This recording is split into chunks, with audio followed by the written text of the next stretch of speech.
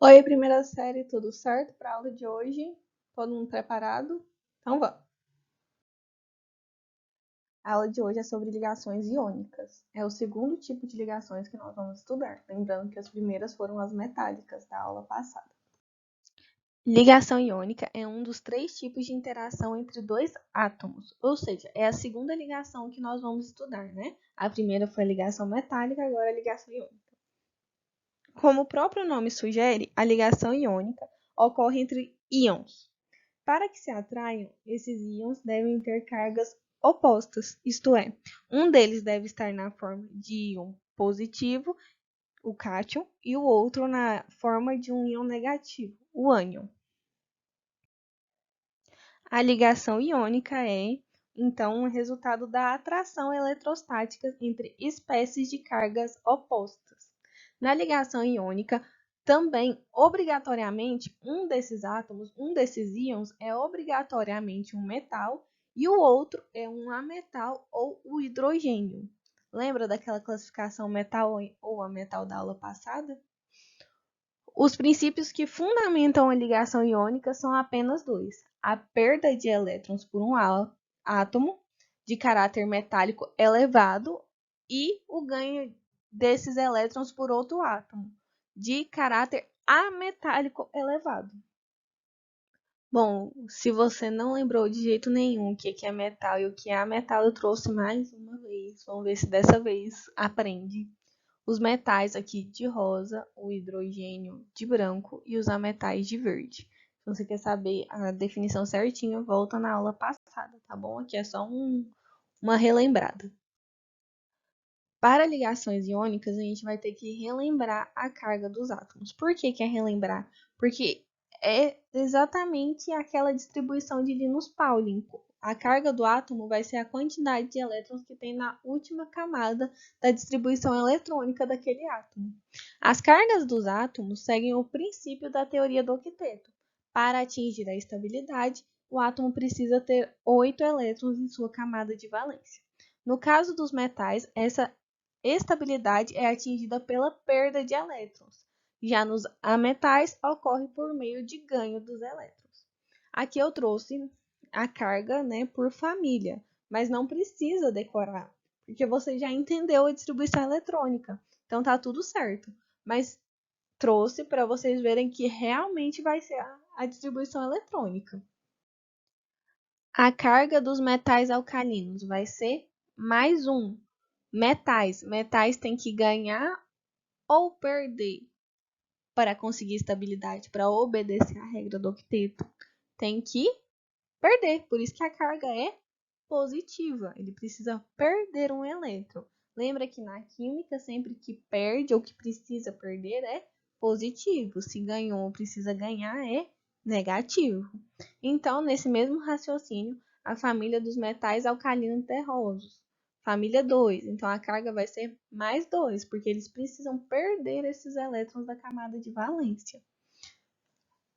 Família do boro. Família 3, né?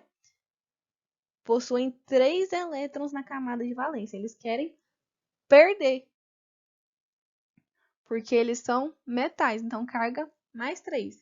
Agora, se comportar como ametal, porque lá na família 3, vocês viram que nos primeiros quadradinhos é metal e depois vira ametal. Então, você vai ter que ter esse cuidado. Se for metal da família do boro, carga mais 3. Se for ametal, carga menos 3. Família do carbono, mesma coisa. Nem todos lá são ametais, possuem metais também nessa família. Se for metal, mais 3. Se for ametal, menos 3.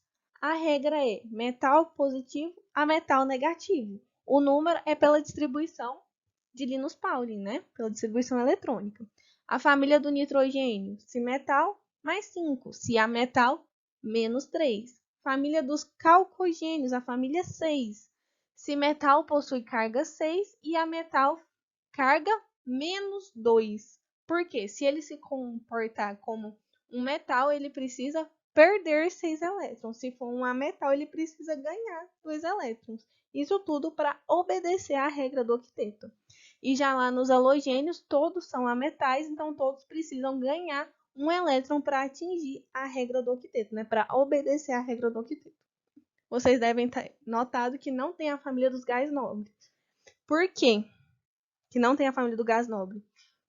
Porque o gás nobre já obedece, né?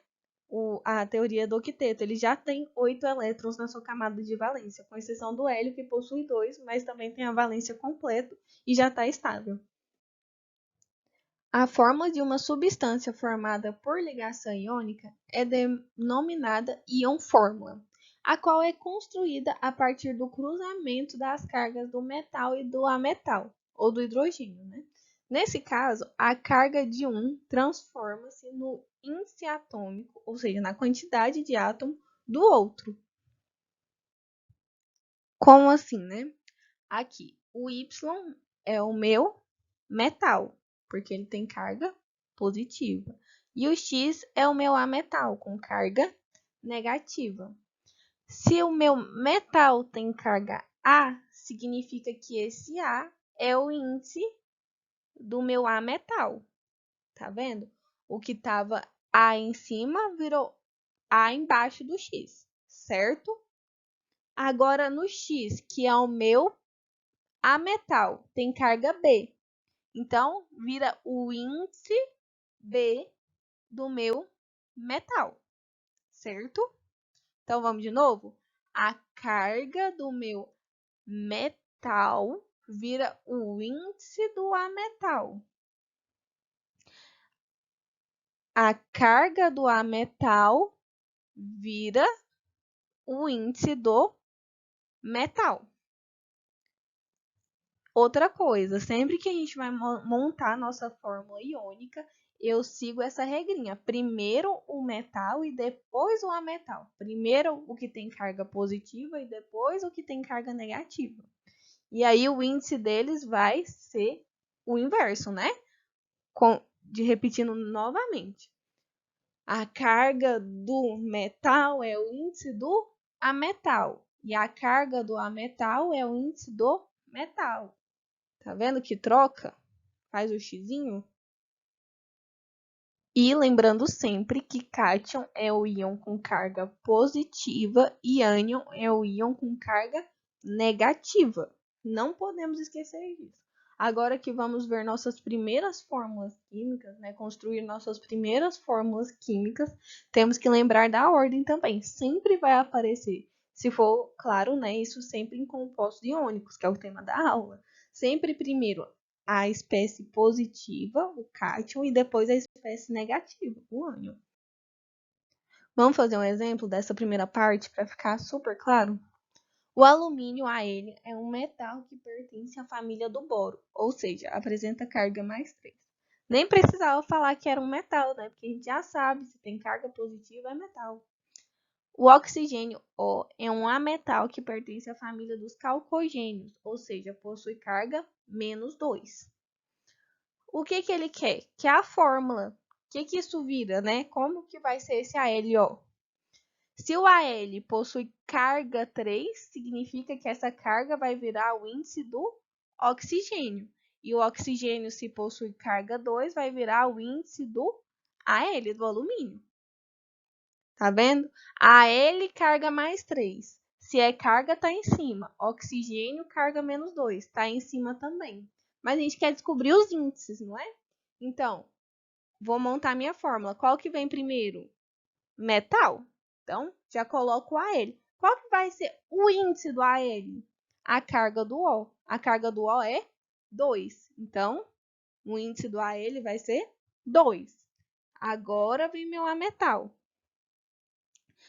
O índice do meu ametal vai ser a carga do metal. Então, qual que vai ser o índice do O? 3, porque é a carga do alumínio. Facinho, né?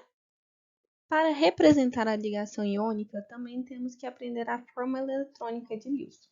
Não tem segredo, aqui os elétrons serão representados por essas bolinhas, e os elétrons representados são os elétrons da camada de valência, ou seja, os que estão na última camada da distribuição eletrônica. O cloro, muito citado nas nossas aulas, tem 7 elétrons. Se você não entendeu por quê, vou pedir novamente para você voltar na aula de distribuição eletrônica.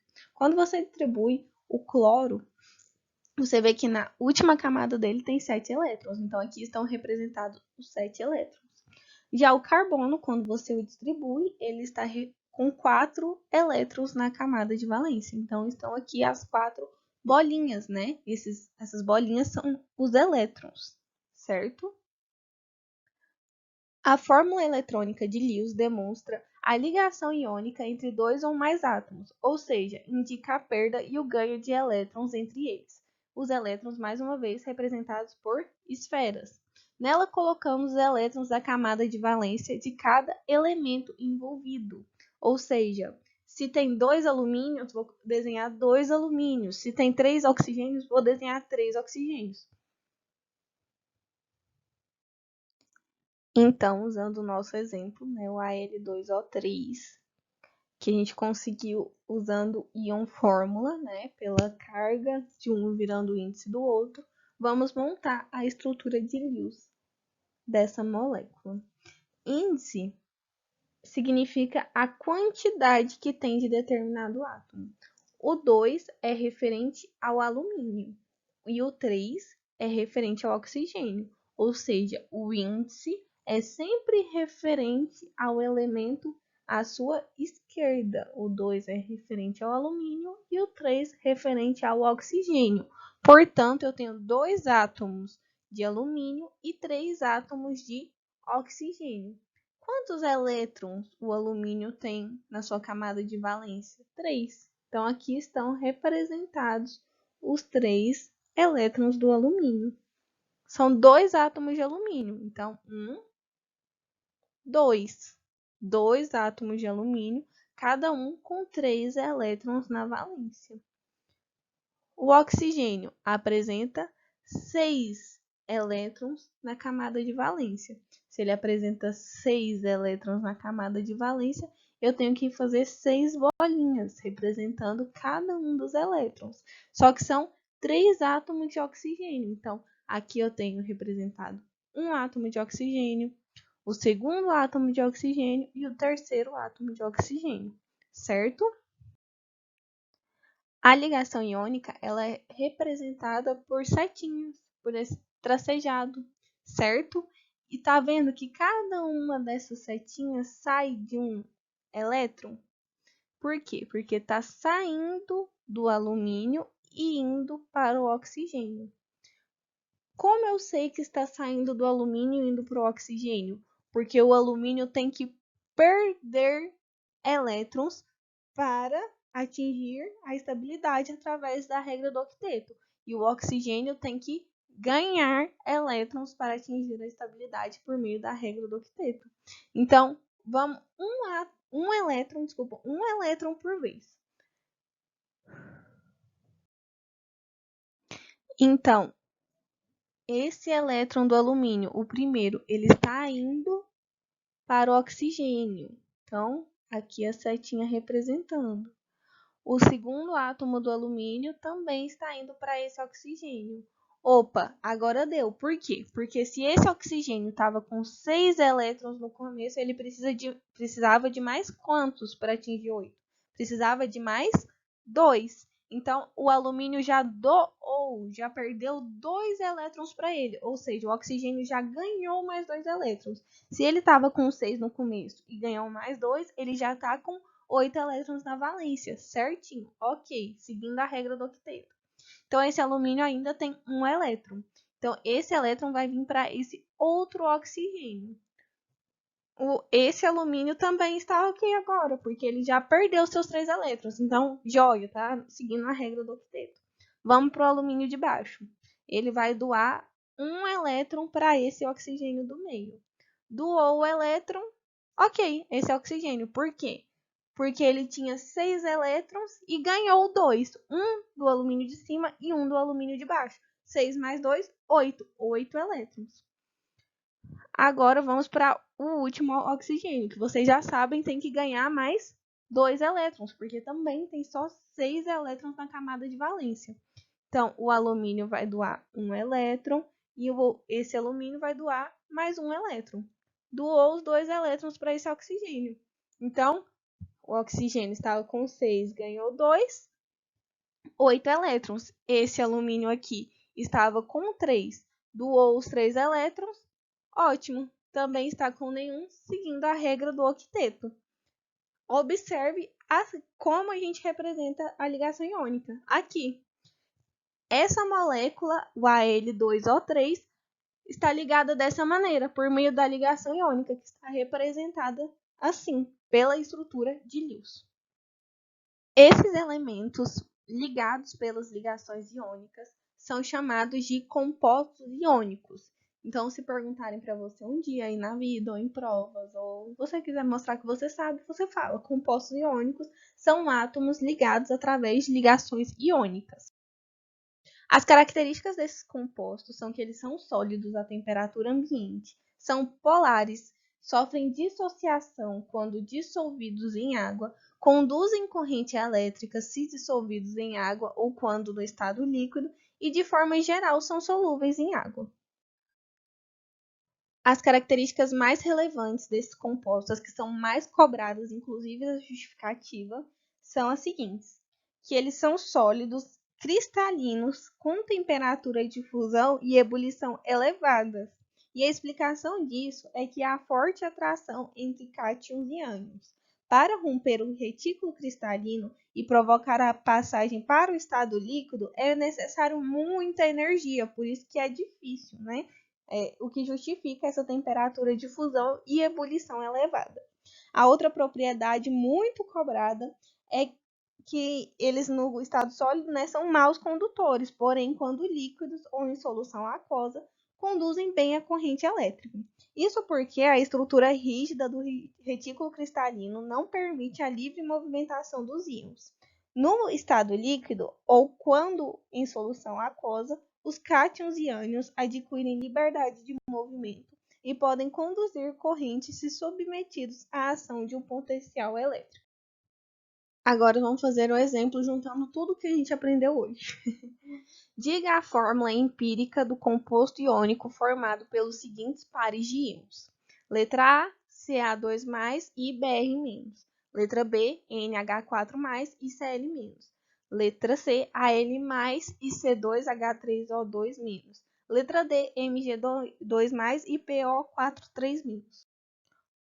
O passo 1 é simplesmente escrever a fórmula. Qual que é a fórmula?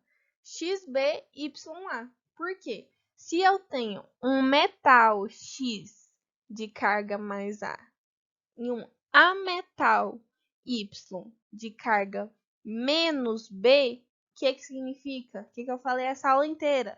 Que o A é índice do ametal, porque ele é carga do metal, e que a carga do ametal, a carga B, é o índice de X, certo? Então, o passo 2 é justamente isso, transformar a carga do cátion, a carga do metal, no índice do ametal. A carga do ametal no índice do metal. Então, a resposta certa vai ser essa daqui. Perceba, todas as cargas viraram índice. Na letra A era Ca2+, o 2 virou o índice do bromo. Era Br-, o menos 1 virou índice do Ca. Quando é índice 1, ele não aparece, então fica subentendido. Se não apareceu nenhum índice, era índice 1. Mesma coisa, letra B. Aqui, não era NH4 mais Cl menos? Os dois tinham carga mais 1 e menos 1. Então, o índice de todos vai ser 1. Não precisa aparecer, porque o 1 não aparece. O Al3+, a carga 3+, virou índice do meu ânion. E a carga do meu ânion era menos 1, virou índice do meu cátion, virou índice 1. O Mg2+, o 2 virou índice do ânion. E o PO4, que era carga 3-, virou índice do meu cátion. Número 3. Considere as espécies químicas cujas fórmulas estão arroladas abaixo. Número 1, HBr. Número 2, BaO. Número 3, CaCl2. Número 4, SiO2. Número 5, B2O3. Qual dessas ligações são iônicas? Como eu sei se é ligação iônica ou não? Ligação iônica é sempre um metal ligado diretamente a um ametal ou a um hidrogênio. Então, na número 1, tem hidrogênio. Ok. O Br, bromo, é um metal ou um ametal? Ele é um ametal. Portanto, essa ligação aqui não é iônica. Na número 2, BaO. Ba é um metal, o bário. O oxigênio é um ametal. Então, eu tenho um metal ligado diretamente a um ametal. Então, a 2 é sim uma ligação iônica. Na número 3, o Ca, cálcio, é um metal. Cl, ametal. Metal ligado a metal, ok também, ligação iônica. Na número 4, silício é um metal. O oxigênio também é um metal. Então, não é ligação iônica. Número 5, B, boro. Não é um metal, ele é um ametal, ligado a um oxigênio, que também é um ametal. Então, essa daqui também não é ligação iônica. Portanto, as que formam ligação iônica são a 2 e a 3. Olha aí, já ia matar uma questão do vestibular facinho dessa. Então é isso, primeira série. Espero que vocês tenham entendido tudo. Como eu já disse, ligações químicas é um assunto bem importante. Qualquer dúvida, chama lá no grupo do WhatsApp. E não esquece de postar as atividades do GPA. Até mais.